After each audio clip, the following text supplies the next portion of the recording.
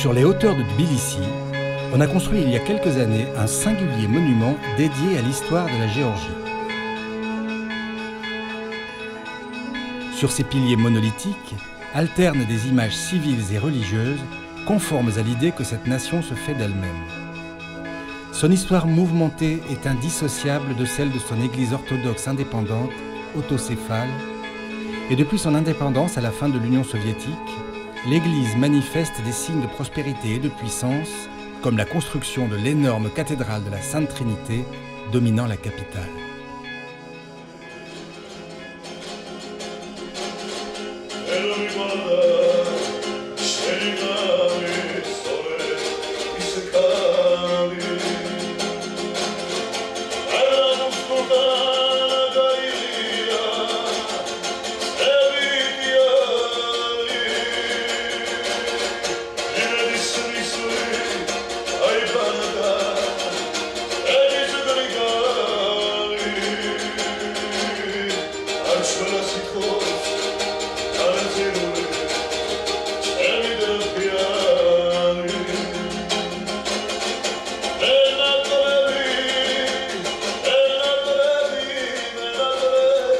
La Géorgie est posée au cœur même du Caucase, cette grande chaîne de hautes montagnes qui la sépare de la Russie, de la Turquie et de l'Iran.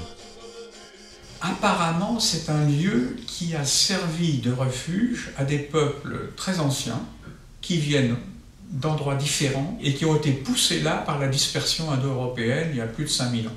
Donc il y a une très grande variété, mais il y a quand même un modèle de vie caucasien qui est fondé sur la tradition, sur le respect des vieillards, sur une administration par un petit conseil d'anciens à l'échelle humaine. Et, dans toutes ces communautés du nord du Caucase, c'est encore très fort. Les Géorgiens aiment à dire que l'Europe commence chez eux. C'est en effet en Géorgie, à Dmanissi, que l'on a retrouvé les restes du plus ancien hominidé d'Europe. Et dans ce pays, situé sur l'antique route de la mer Caspienne à la mer Noire, les fouilles archéologiques sont fécondes.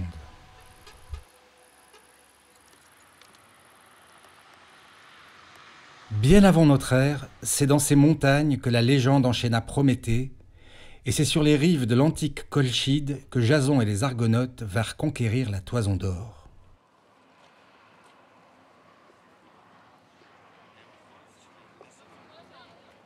Dans ces montagnes, bien avant le christianisme, les religions avaient prospéré.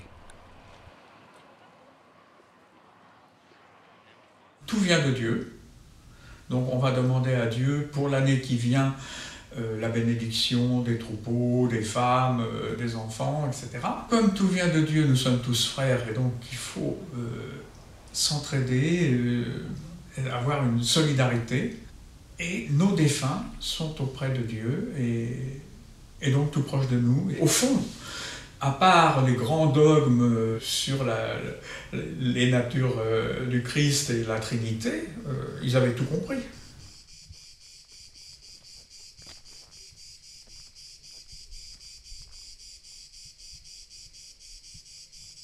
Dans ce contexte, la Géorgie devait naturellement devenir une terre de mission pour le christianisme. Nous savons justement, exactement, qu'on a créé la première communauté chrétienne parce que pendant le fouille archéologique, on a trouvé les tombeaux chrétiens, par exemple, dans la région de Treta, c'est l'ancienne capitale de la Géorgie. Il y avait en Géorgie, probablement depuis l'époque de l'exil à Babylone, une colonie de Juifs.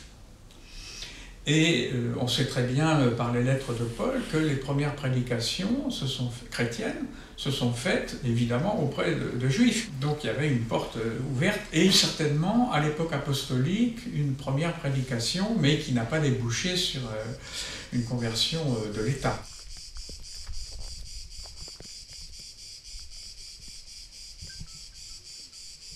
D'après les sources géorgiennes, quand les apôtres ils ont partagé le territoire où ils devaient prêcher, la Géorgie était destinée pour la Sainte Vierge. Donc nous disons que la Géorgie c'est la part de la Sainte Vierge. Mais après l'économie divine, ce n'est pas elle-même qui est venu en Géorgie, mais elle a envoyé l'apôtre André. 3 apôtres ont voyagé en Géorgie, Saint-André, Saint-Simon et Matata. Et ils ont sémé à cette époque-là les premières graines du christianisme. Il faudra attendre 3 siècles pour que cette prédication porte ses fruits, et la Géorgie sera, avec l'Arménie, un des tout premiers pays à adopter le christianisme.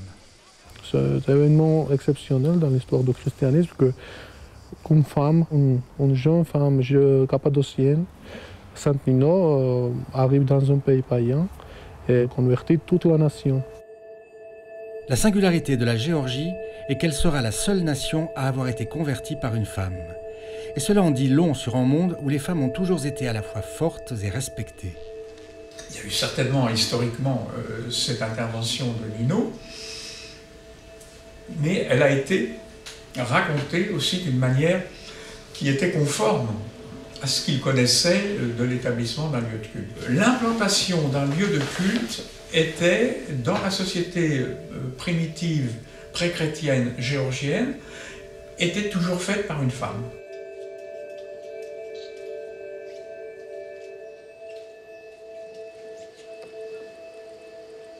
À cette antiquité du christianisme géorgien, nous sommes redevables d'églises très anciennes, encore visibles.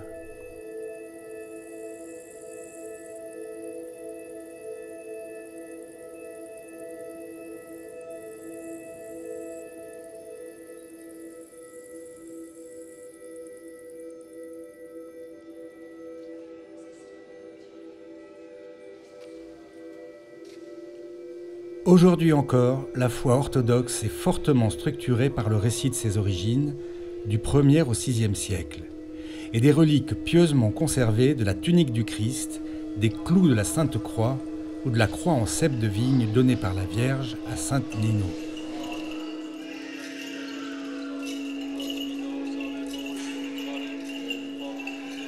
Ancient figures are very much, how to say, important for building a national identity.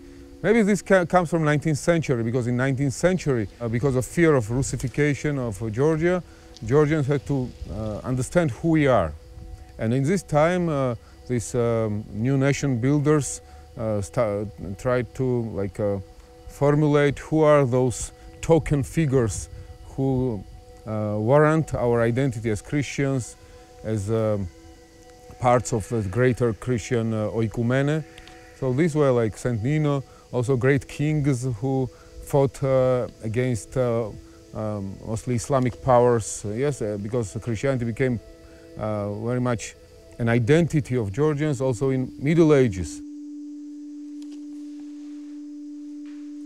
Tous les peuples du Caucase ont une forte tradition orale. Mais comme sa voisine l'Arménie, la Géorgie chrétienne créa dès le 5e siècle son propre alphabet.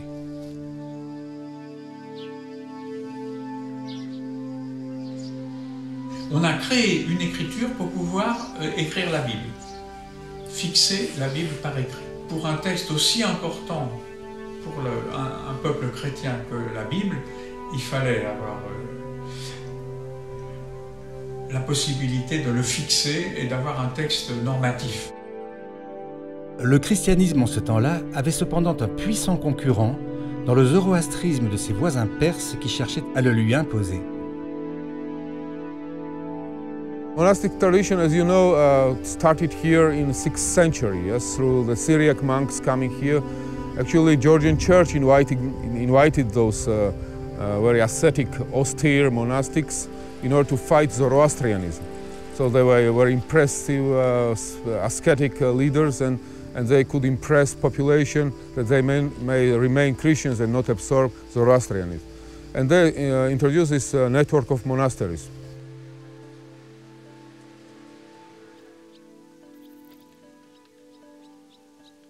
Ce genre de vie monacale ascétique connut un vif succès dans le pays, en particulier les moines stylites qui vivent au sommet des colonnes. C'est ainsi qu'une communauté monastique s'est installée il y a quelques années sur le pilier de Kashri, déserté par les moines depuis le XVIIe siècle.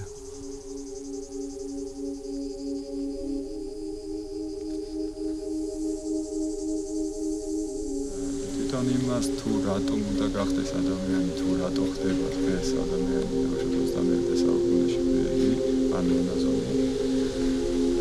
ეს საკითხი შეიძლება ასე ვთქვათ, რომ ადამიანს მუდმივად ჰქონდა ღვთისკენ სწრაფის შინაგანი განცდა. სულიერად ყოველთვის ღმერთია და ადამიანი ყოველთვის ეძებდა ღმერთს.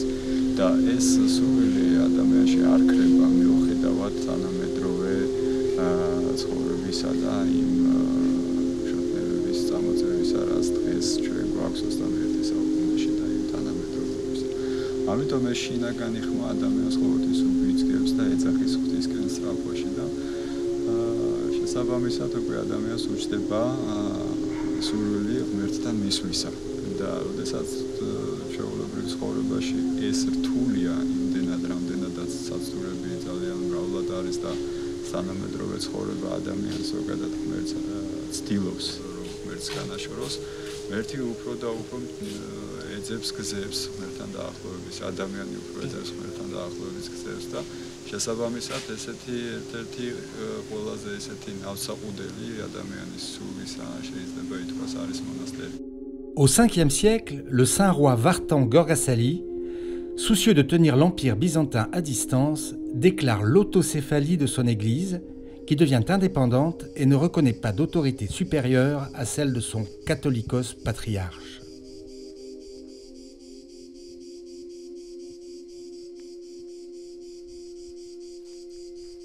Durant le haut Moyen-Âge, le monachisme étendit son maillage sur tout le territoire. Son rôle fut aussi politique.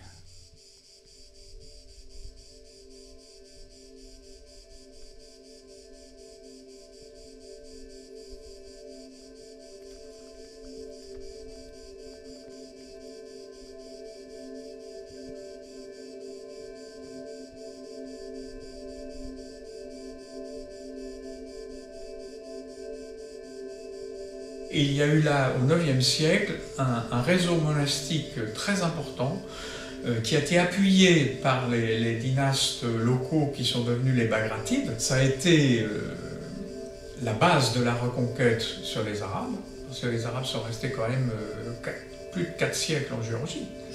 Et la reconquête est venue de là, d'une prise de conscience à la fois religieuse et patriotique, on peut dire, de l'unité de la Géorgie.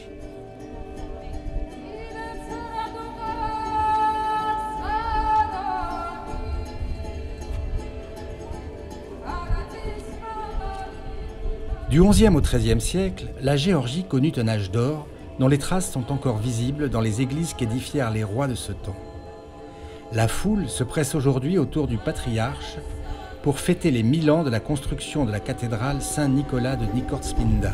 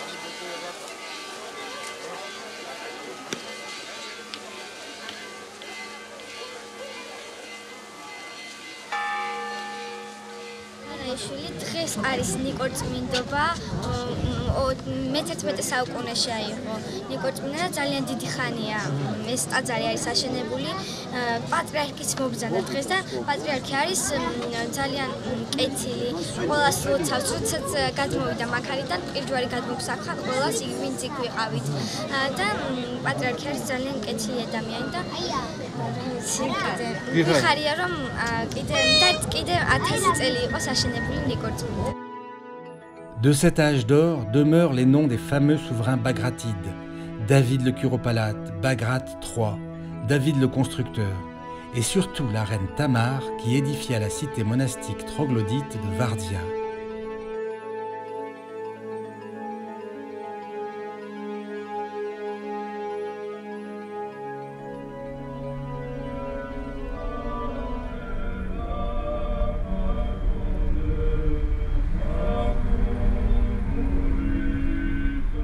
Nombre de ces rois ont été sanctifiés par l'Église géorgienne.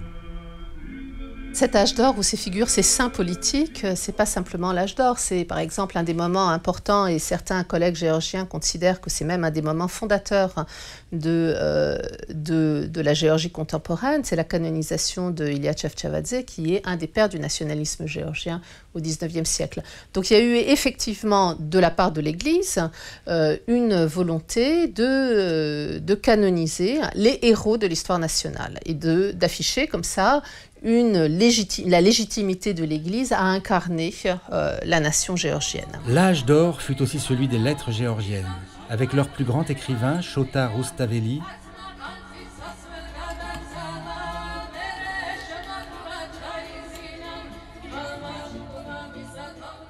et leur plus grand philosophe, Ioannis Petridzi.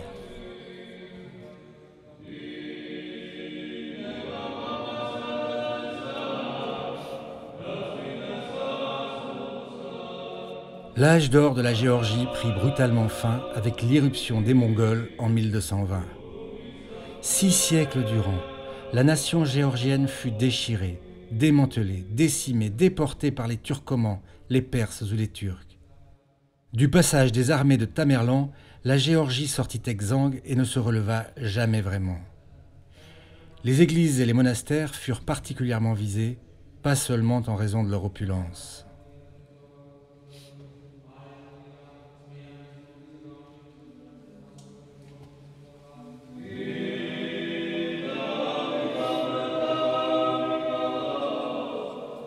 Nous sommes à la frontière de l'Asie et de l'Europe. Et nous sommes avant-garde, on peut dire, le monde chrétien devant le monde musulman. საქართველოს ეკლესია, ქართული მართლმადიდებელი ეკლესია ძალიან დიდ როლს ასრულებდა ქართული სახელმწიფოს და ქართული ხალხის ეროვნული ცნობიერების განმტკიცების საქმეში.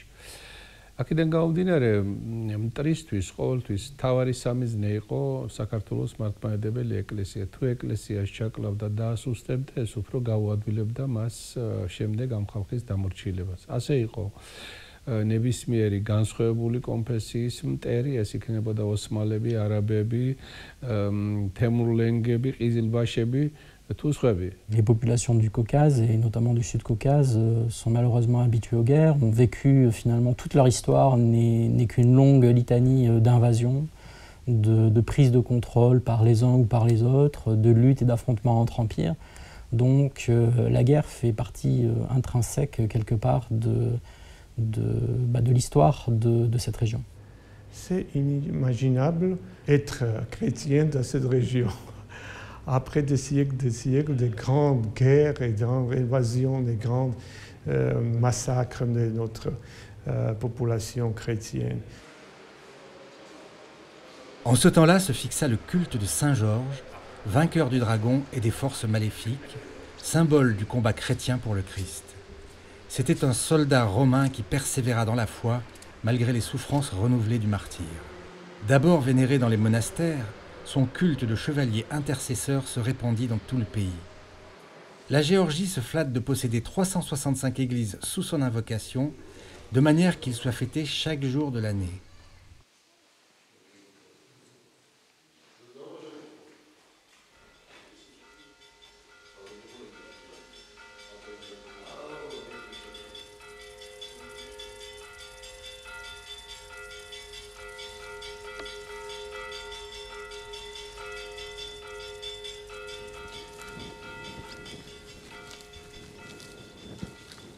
La souffrance, toutefois, n'est pas le seul aliment de la spiritualité de ce pays, à la terre si profondément nourricière.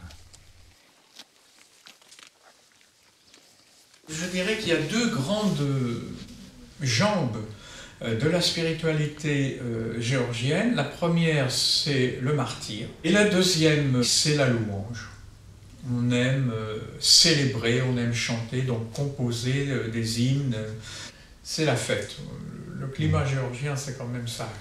La louange se célèbre aussi à travers tout le pays, dans des banquets, les supras, qui comptent quelques personnes ou quelques milliers.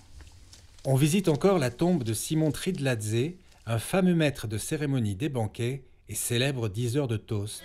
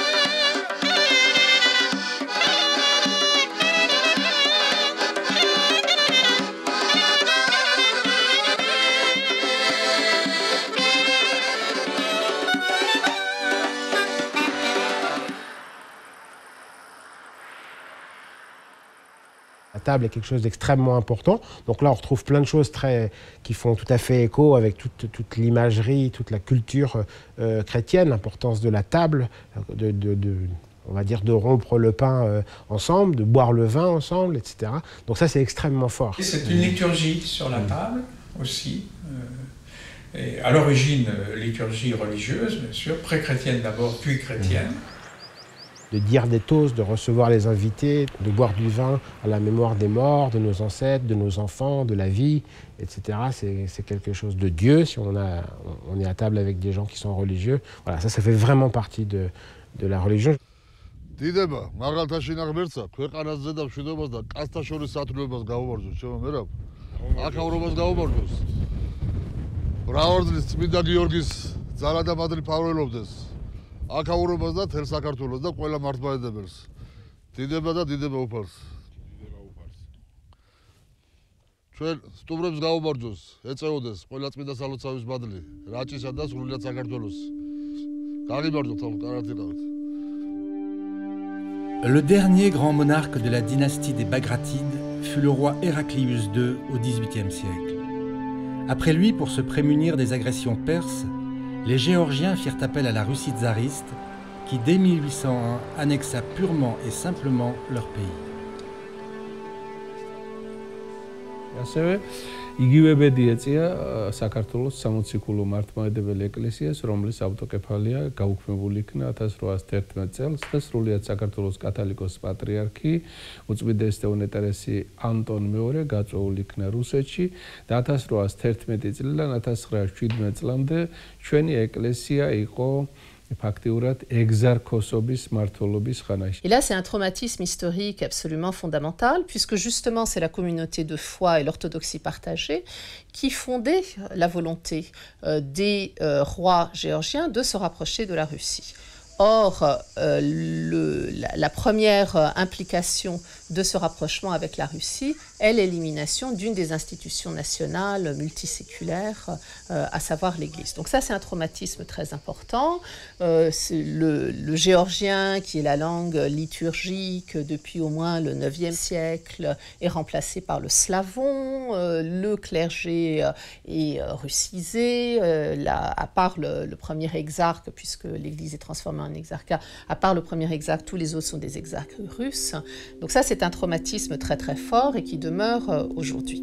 Ça a beaucoup troublé la foi dans notre nation, parce que c'était inimaginable pour les Géorgiens, pour les Serbes géorgiens, que les orthodoxes, les chrétiens, les dirigeants chrétiens, ils ont fait beaucoup de choses contre l'Église géorgienne. Ça a sémé le doute vers la foi en général.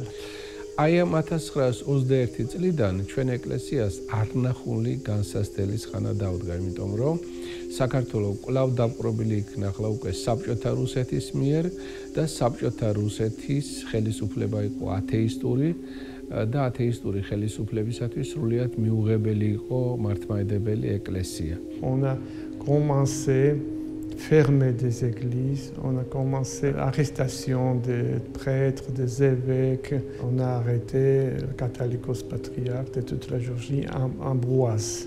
On a fermé des monastères, on a fermé tous les journaux religieux, etc., etc. La Géorgie ne fut guère favorisée de ce que l'un de ses fils, Joseph Dougatchvili, dit Staline, devienne le maître absolu de l'Empire soviétique. 1921 წლის მონაცემებით საქართველოში 1450 მოქმედი ეკლესია იყო და ღვთისმსახურებას ეწეოდა 1600-ზე მეტი სასულიერო პირი. 1953 წელს საქართველოში მოქმედი იყო მხოლოდ 15 ეკლესია და ღვთისმსახურებას ეწეოდა მხოლოდ 30 სასულიერო პირი.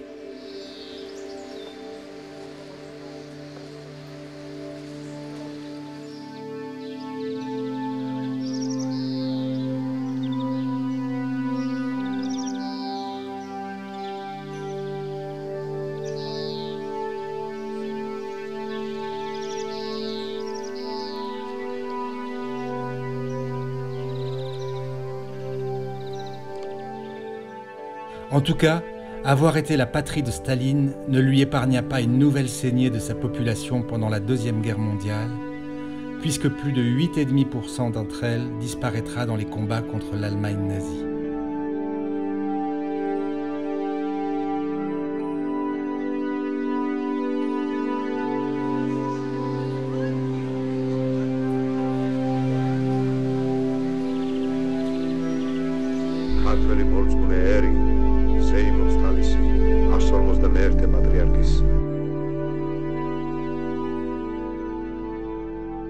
En 1977, quand est élu le patriarche Élie II, il hérite d'une église presque anéantie.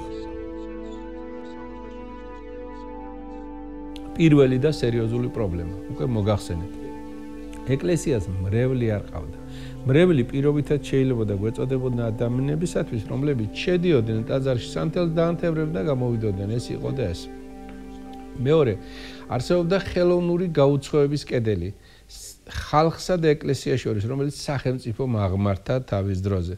არ არსებობდა არც ერთი ბეჭდური ორგანო, რომელიც ეკლესიას საშუალებას მისცემდა თავისი აზრი ხალხთან მიეტანა. ერთადერთი კალენდარი გამოდიოდა.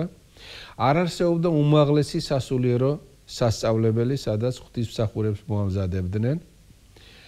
ეპარქიები მხოლოდ ქაღალდზე იყო და რეალურად ის 15 ეპარქია, რომელიც მართვა-გამგეობის დებულებით განსაზღვრული იყო, არ იყო რეალურად. 4-6 სასულიერო მღვდელმთავარი იყო ფაქტიურად, მთელი სინოდი და პირველი რითაც პატრიარქმა დაიწყო ეს გახლდათ, რომ ის ხელოვნური გაუცხოების კედელი, რომელიც ხალხსა და ეკლესიას შორის იყო, ეს უნდა დაემსხვრია. En 1991, l'URSS implose et dans une atmosphère chaotique, la Géorgie recouvre son indépendance. La population a beaucoup souffert parce que finalement, lorsqu'on en arrive à physiquement donc l'effondrement de l'Union soviétique et en parallèle la déclaration d'indépendance de la Géorgie. À partir de la fin de l'année 90, le pays s'enfonce dans la guerre civile, qui provoque un chaos généralisé, des situations, des troubles sécuritaires marqués, des affrontements aussi bien dans les grandes villes que dans les campagnes, des zones de non-droit qui fleurissent dans tout le pays, notamment dans les forêts, dans les montagnes. Ils vont devoir vivre donc dans des conditions très difficiles, avec en même temps sur le plan militaire de vrais combats, puisque c'est une véritable guerre civile. Et donc dans ce cadre-là, pendant cette période-là, les Géorgiens évidemment perdent tous leurs repères, la corruption, le racket fleurissent. C'est véritablement une situation extrêmement difficile pour les gens qui va les amener progressivement à perdre espoir. C'est dans ce contexte traumatisant que l'Église orthodoxe entame une renaissance aux allures de résurrection. En 25 ans, en effet, le nombre de prêtres ou religieux passera à 2100, les lieux de cultes à 2000. Des académies théologiques, une université, une télévision furent créées. La foi était très affaiblie, bien sûr, en Géorgie, mais après la chute de l'Union soviétique, la renaissance religieuse a commencé très vite, parce que notre culture, notre littérature, tout est lié avec le christianisme. Et c'est très difficile à effacer de notre histoire chrétienne. C'est impossible, c'est pas possible.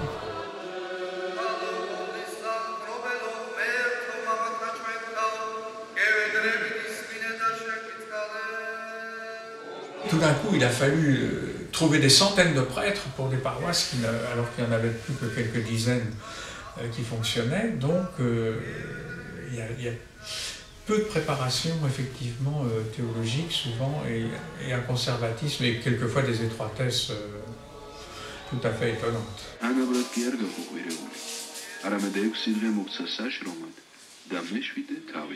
Nous essayons d'utiliser les moyens modernes, surtout, par exemple, nous sommes maintenant dans le bâtiment de notre télévision, c'est la télévision Etsuloneba. Etsuloneba en traduction signifie l'unanimité.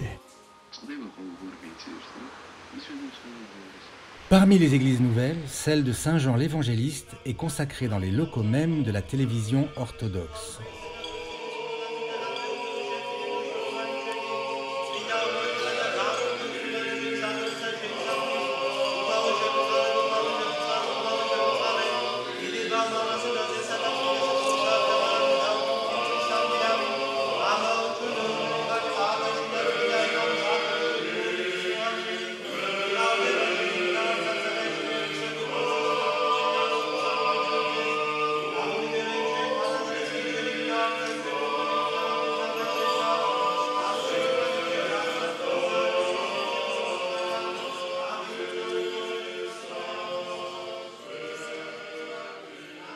Pour quelle raison?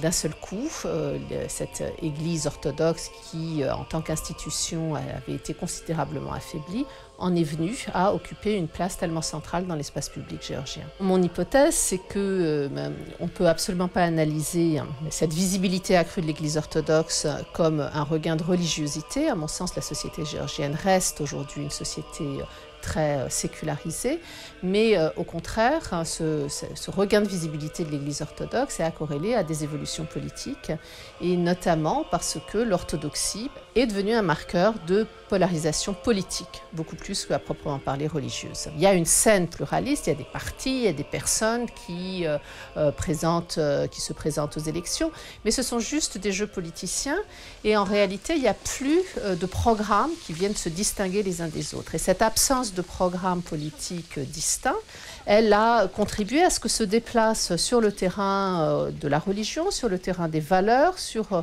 le terrain, disons, de la culture, de l'éthique aussi, un certain nombre de différents qui ne trouvaient pas à s'exprimer sur la scène politique.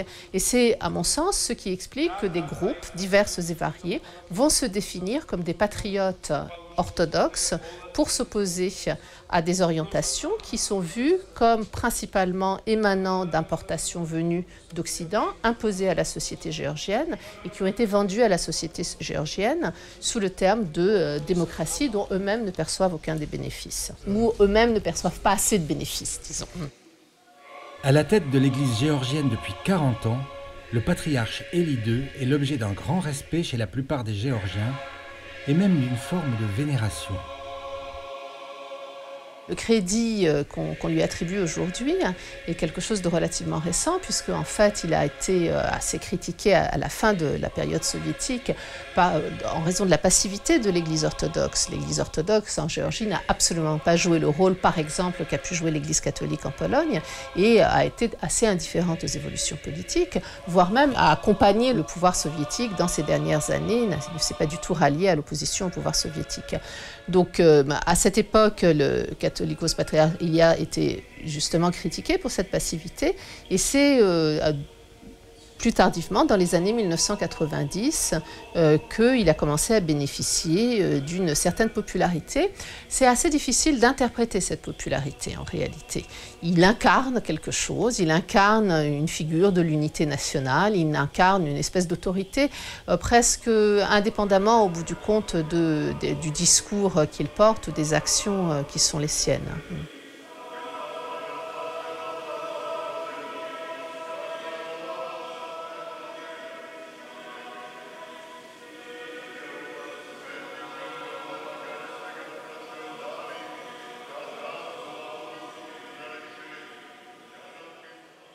მრევლი როგორც ასეთი ეკლესიას არ ყავდა. 77 წელს მე ძალიან კარგად მახსოვს ვესწრებოდი პატრიარქის აღსაყდრებას და როდესაც დასრულდა პატრიარქის კურთხევა და გამოვიდა ამბიონზე მისი უწმინდესობა და უნეტარესობა, ღელავდა ძალიან და აი ამ სიტყვებით მიმართა მან სამწყსოს. მე შეგნებული მაქვს ის უმძიმეს და საპატიო მოვალეობა, რომელიც ამ წმინდა ტაძრის თაღებქვეშ დამაკისრა მაღალმა ღმერთმა.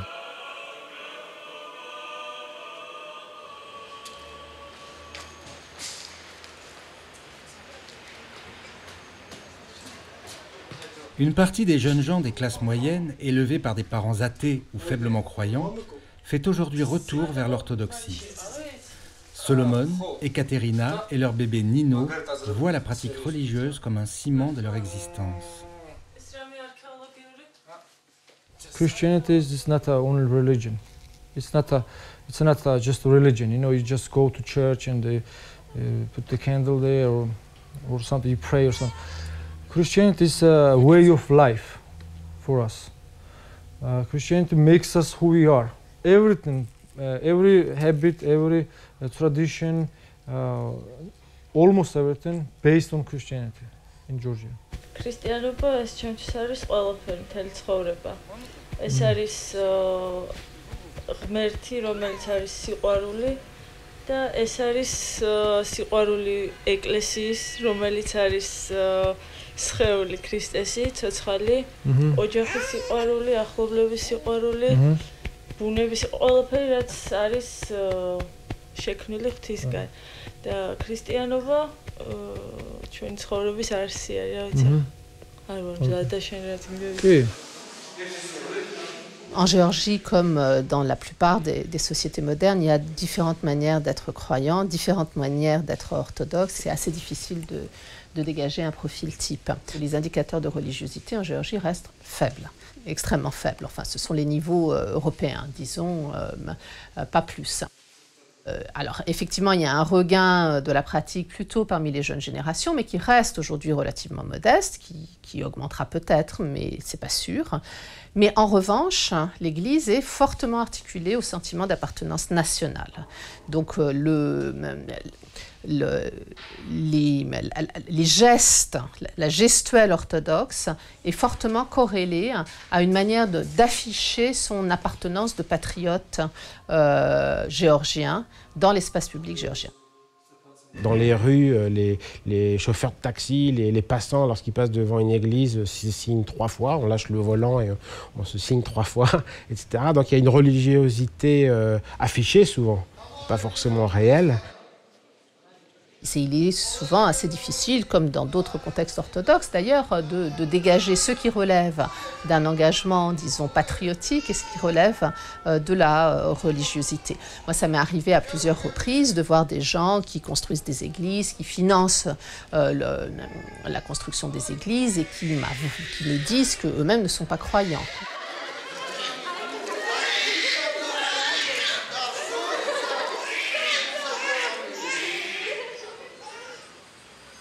Depuis son indépendance, la Géorgie n'a eu de cesse de se rapprocher de l'Union européenne.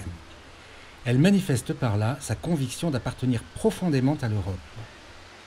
On se perçoit comme Européen, et ça c'est extrêmement important depuis 2 siècles. C'est quelque chose qui travaille toute la vie, tous les aspects culturels, etc. de la Géorgie. C'était aussi une manière sans doute de se démarquer de l'islam, qui lui est perçu comme oriental. Être chrétien, ce serait occidental, etc. Donc on est parfois dans ces considérations, en quelque sorte, qui ne sont pas forcément soucieuses de vérité, mais qui font partie d'un combat pour définir sa place. So Georgian became I can put in quotation mark, hybrid of advanced European liberal ideas and also very ancient and eternal, so to say, eternal ideas of Gospels. So they would try to combine the Gospel as eternal message of divine message and also the liberal tradition of the West. These processes of liberation of labor, this emancipation of women, all these great processes, they are part and parcel of Christian history. You cannot tell for every Georgian like similarly, but mostly, yes, statistically so to say, Georgians are very conservative, very much concerned with ancient cultures, ancient churches, architecture, iconography, texts, medieval texts. But also, Georgians try to absorb everything which is advanced in Western culture. They understand this both together somehow. En dépit de son histoire mouvementée, la Géorgie a toujours eu une réputation de tolérance. L'antisémitisme, par exemple, y est très rare, et les confessions autres qu'orthodoxes jouissent d'une liberté théorique. La réalité est souvent plus complexe. Je ne dirais pas qu'il y a des atteintes aux droits des croyants, à la liberté de conscience. Ce n'est pas de cet ordre-là que les choses se passent. Mais néanmoins, il y a des obstacles à l'ouverture des lieux de culte, à l'enregistrement d'un certain nombre d'organisations religieuses. Et tout simplement, il y a dans la société, et fortement encouragée par l'Église, l'idée que l'Église orthodoxe est plus légitime à occuper l'espace public en Géorgie que les autres cultes. Et parallèlement, il y a une hostilité, disons, de l'Église orthodoxe face aux autres églises chrétiennes. Les catholiques de Géorgie représentent 1% de la population, mais c'est une communauté très active dans les œuvres sociales et l'enseignement. Elle est présente dans les régions du Sud et dans la capitale. L'Église, en tant qu'institution, avait été désintégrée pendant l'occupation soviétique.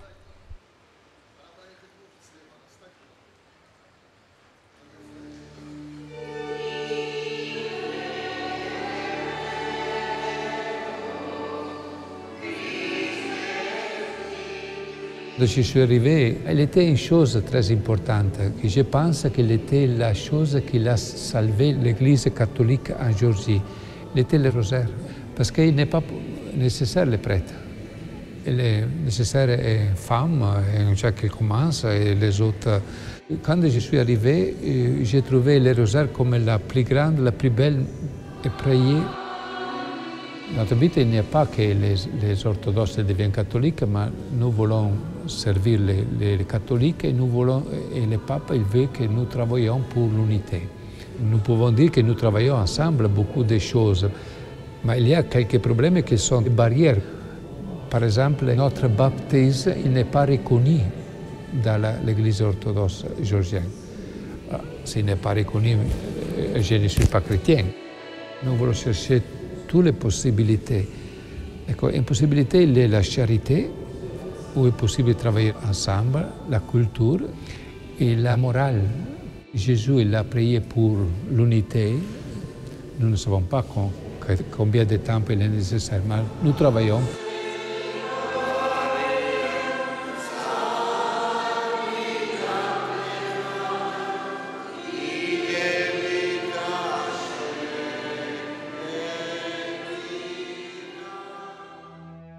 La Géorgie a été sous le feu de l'actualité en 2003 avec Mikhail Saakashvili et la Révolution des Roses, première de ces révolutions colorées marquées par la non-violence.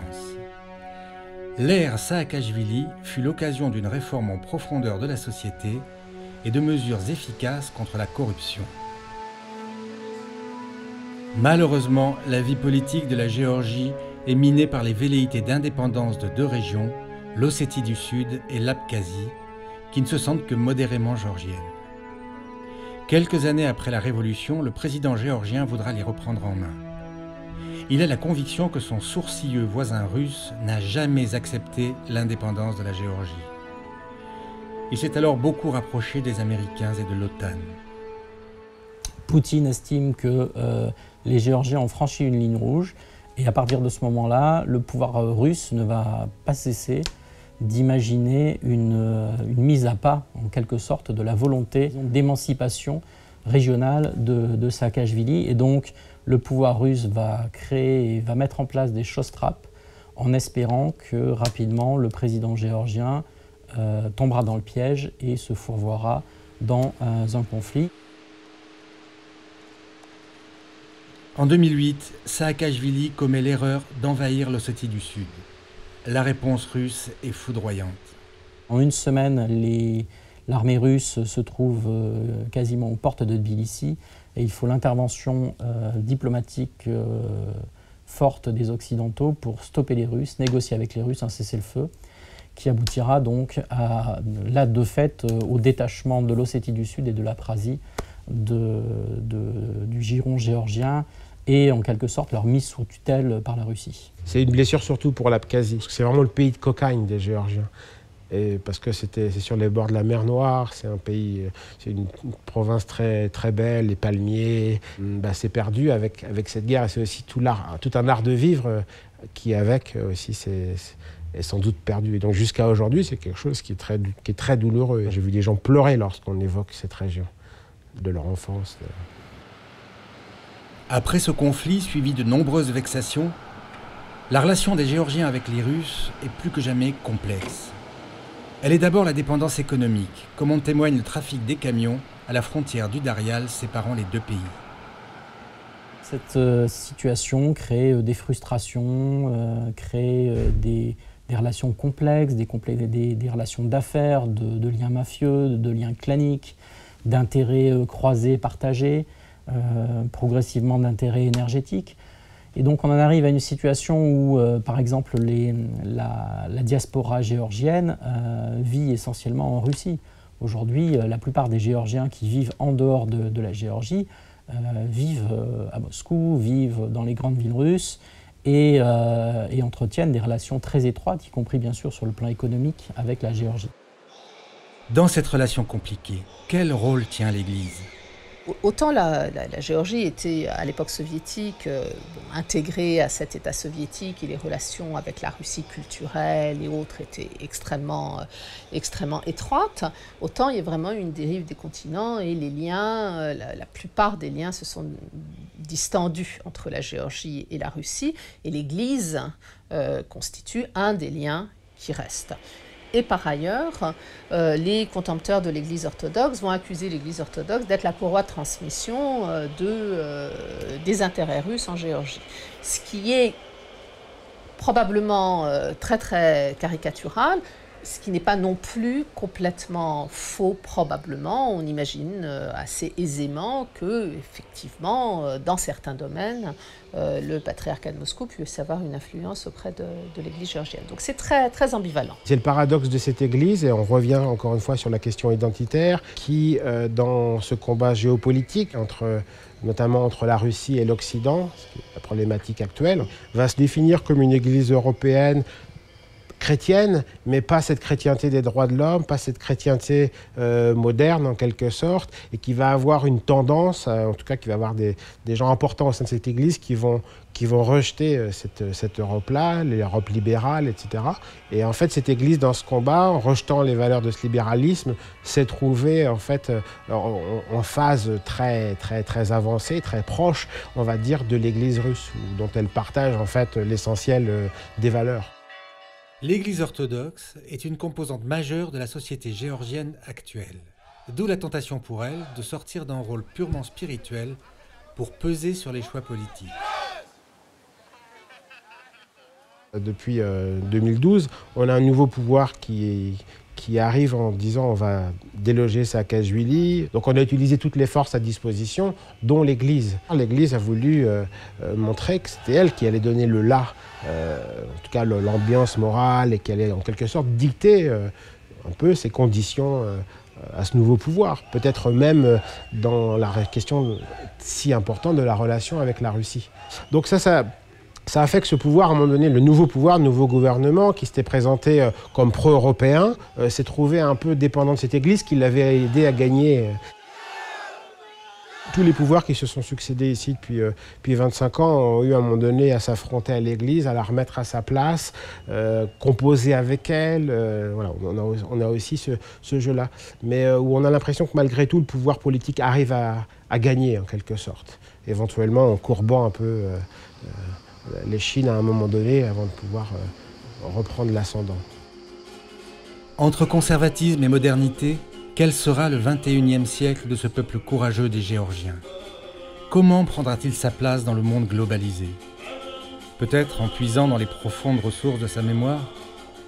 Nous pouvons écouter avec profit ce que ce peuple habitué à résister a à nous dire, et espérer avec lui que la paix viendra et que l'Esprit Saint continuera à souffler dans ces montagnes.